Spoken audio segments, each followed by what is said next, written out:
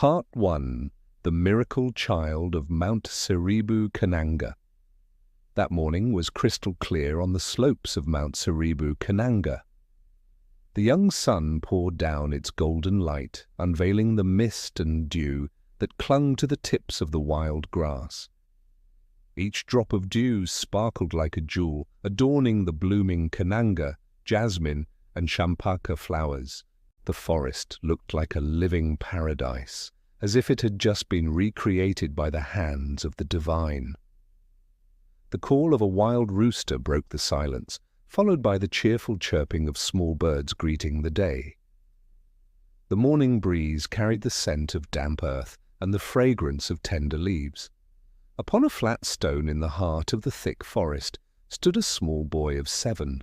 His skin was fair, his hair jet black, and his eyes sharp yet gentle, calm as the water of a quiet lake.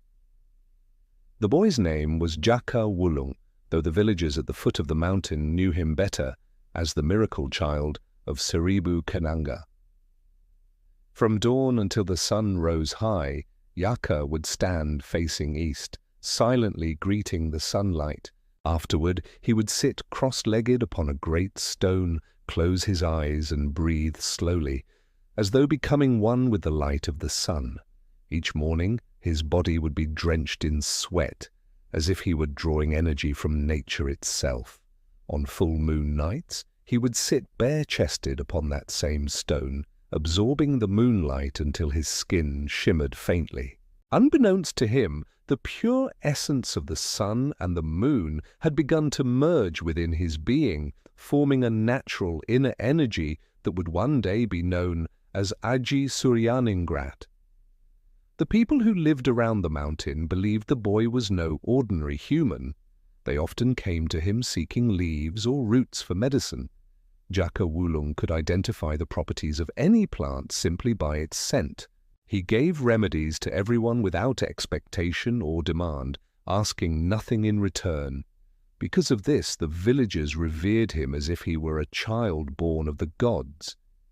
Yet behind this wonder lay a sorrowful tale.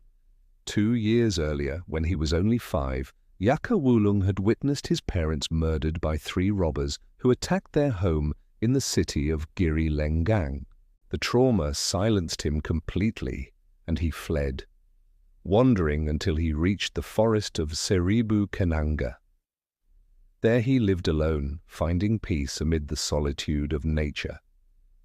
With his natural instinct and the healing knowledge inherited from his father, a traditional healer, Jaka learned to recognize leaves, roots, and flowers with curative power. He planted and tended medicinal herbs around the cave that had become his home. His days were filled with sunlight, herbal crafting, and helping anyone who came to him in need. Without realizing it, his small body grew stronger, his breathing longer and more rhythmic, and his inner vision began to awaken.